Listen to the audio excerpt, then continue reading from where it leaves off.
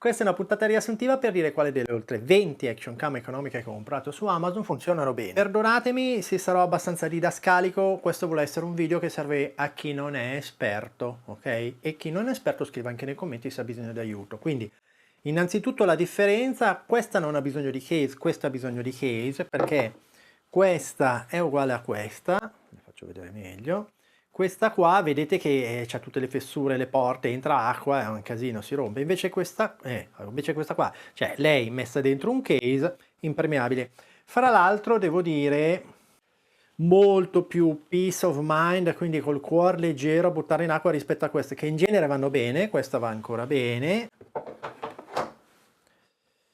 ma a volte non si accendono più, la Campar ha dato subito dei problemi, nel senso che uscita dall'acqua si faceva fatica anche ad aprire lo sportellino, che adesso va bene perché banalmente io l'ho oliato, potete prendere un cotton fioc e spalmare l'olio laddove ci sono le giunture, tipo qua, non so se si vede, continua a funzionare. Però se ti fa la condensa è un casino. E io all'inizio ho pensato, ah, la condensa sulla lente e poi mi riprende male. Non è che mi riprende male, è che, cioè, non parte proprio più. Quindi sott'acqua con queste qua che hanno il case impermeabile di solito fino a 10 metri, molto comodo, ma alcune muoiono, mentre altre funzionano ancora. Però se utilizzate un case come la KU SPC02S, la Casa V50X, quello che può succedere è che si formi della nebbia qua sulla lente. E il risultato è un video che fa completamente schifo, lo buttate via così com'è. Cioè, io non lo farei vedere neanche a un mio amico che mi direbbe come mai ho fatto così schifo, sottinteso.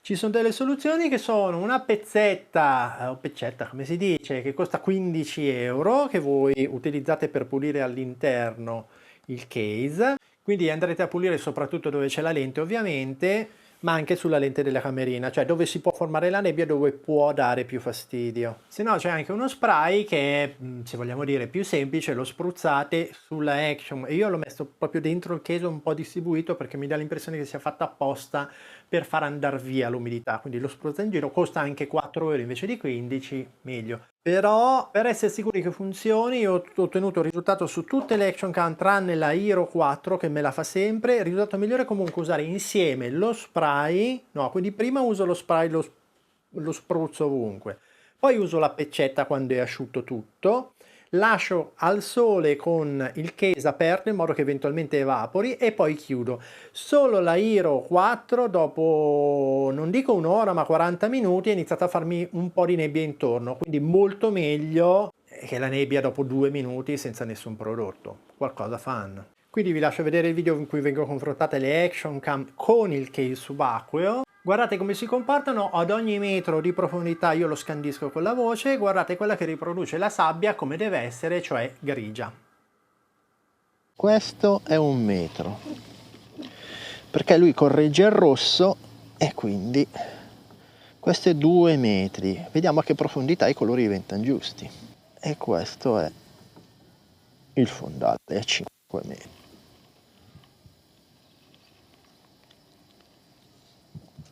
E lei, la Casa V50X, è l'unica che riproduce il fondale bene, cioè questa è sabbia ed è grigia solo nella Casa, di quelle che hanno bisogno del case.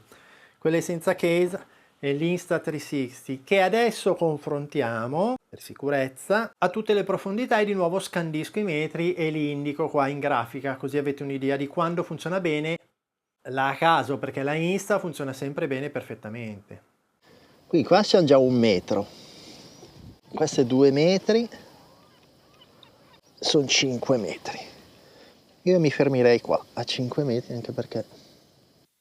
Allora, c'è da dire che le action cam, adesso prendo l'esempio della Rollei 9S che non va bene sott'acqua perché vi fa questo colore verdastro, ma in realtà se bilanciate per sott'acqua va bene, il problema è che va bene ad alcune profondità, no? Per cui tipo qua siamo vicini agli scogli a 1 metro, 2 metri, va abbastanza bene. Poi guardate il video in cui faccio la prova con il comportamento dell'action cam quando tolgo il rosso. Così vi fate un'idea di quali vanno bene e a quali più o meno quali profondità c'è. Sopra quando c'è una perdita minore di rosso, sotto quando si perde tanto rosso.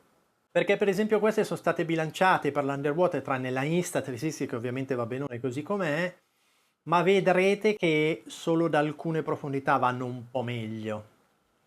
Ed è la Insta360 l'unica che io raccomando tranquillamente. Adesso vi faccio vedere una chicca. Nel passaggio da sotto, guardate il rosso, a sopra. Perfetto. Cioè ci ha messo credo un paio di secondi. Ve lo faccio vedere al ralenti perché secondo me non si è capito bene come faccia lei, cioè da sotto lei compensa aggiunge rosso, ma ce ne accordiamo perché appena usciamo per un paio di secondi lei dice sono ancora sotto, poi capisce no, sono sopra, lo toglie. Guardate cosa succede, al ralenti si vede bene.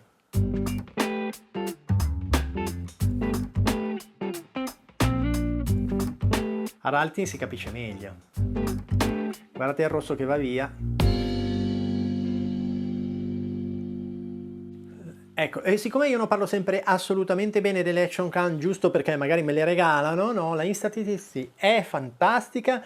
Se avete il cuore debole, comprate la custodia, perché vedete io l'ho fatta andare sott'acqua, l'ho smontata, no? Ho tolto la batteria e sotto, fra le due parti, fra la lente e il display, c'erano delle goccioline d'acqua, quindi ogni volta che la usate fondamentalmente voi dovrete smontarla e pulirla e magari passare con un qualche liquido che espella l'umidità, tipo gli spray di cui abbiamo parlato prima, no? Per espellere l'umidità. Condenso, umidità è la stessa cosa. Malgrado questa cosa, onor del vero, continua a funzionare perfettamente. Io, ecco, se dovessi fare delle altre riprese sott'acqua, per paura di questa cosa qua, comprerei un case subacqueo, sì. Così cuore in pace, perché comunque costa. Inutile che vi dico, se seguite il mio canale Telegram Marco Risparmia Tutto, la pagate meno di 300 invece di 400. Iscrivetevi, che cavolo, vi faccio risparmiare un sacco di soldi. L'altro ieri ho trovato uno stabilizzatore per smartphone a 30 euro, dai. Che cavolo. E un altro aspetto, sempre perché non parlo solo bene delle action cam, è che lo stitching nella versione 360, qua dove si attacca al manubrio, dove era messa la action cam con il suo tubo, vedete che fa un po' schifo? Quindi quello che vi conviene, se vi interessa soprattutto questa zona, il tubo lo mettete di là, in modo che non ce l'avete fra le rotondità. Quindi a chiusura di stagione, quali action cam economiche consiglio? Anzi no, comincio dalle costose, consiglio le costose, quindi la Hero 7, la Insta360, la DJI Osmo Action, con alcune differenze, tipo la DJI Osmo Action fantastica, underwater 10 metri, doppio schermo frontale, live, a differenza della Rollei, della Caso Brave 7 LE, mentre state registrando, lei passa live schermo frontale, e queste invece dovete spegnere. Infatti comincio sempre così, ah bene, registro.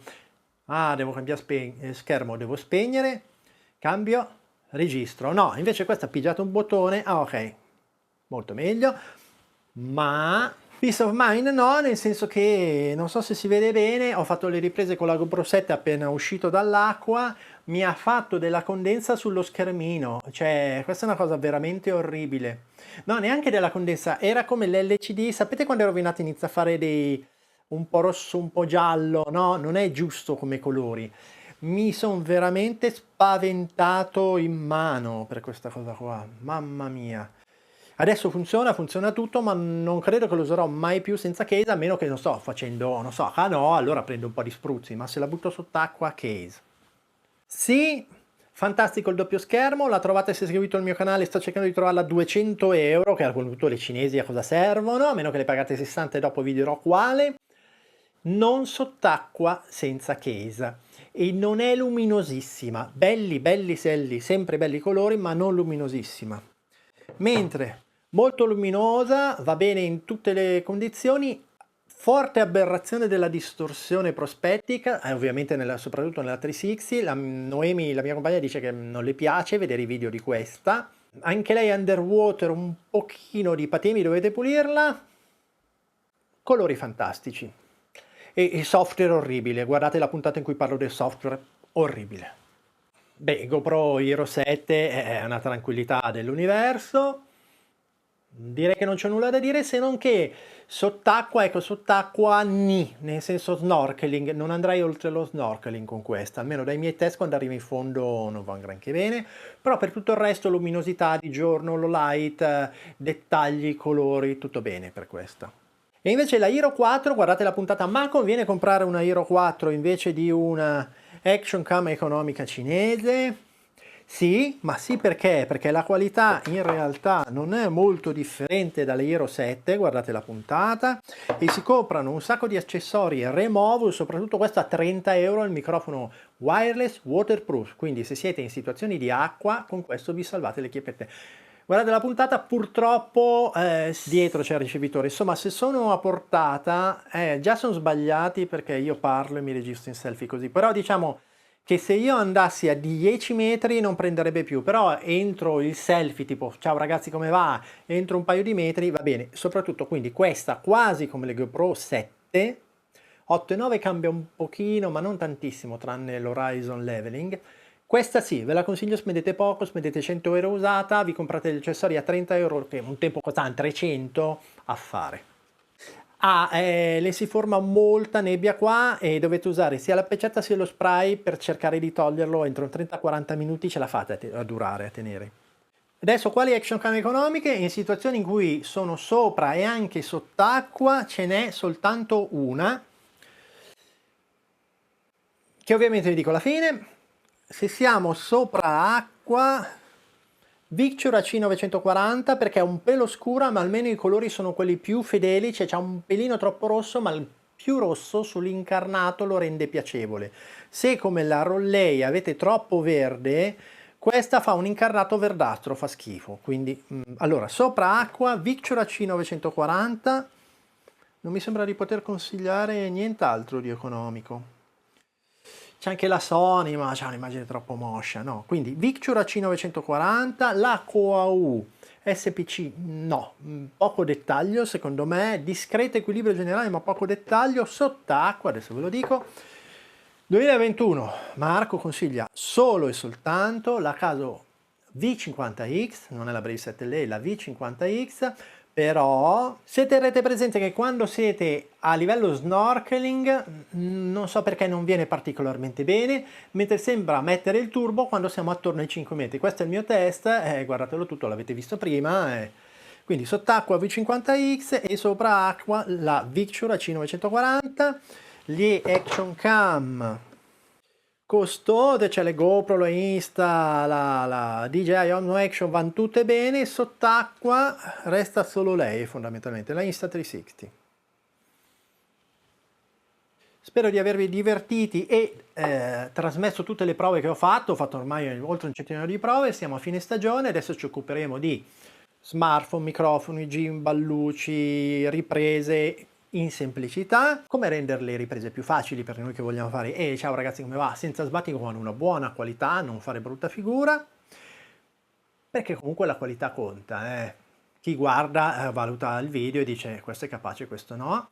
Quindi ci vediamo alle prossime prove, sempre onesto, trasparente, e vi dico anche i difetti, perché così non è che comprate e poi non andava bene, non me l'ha detto.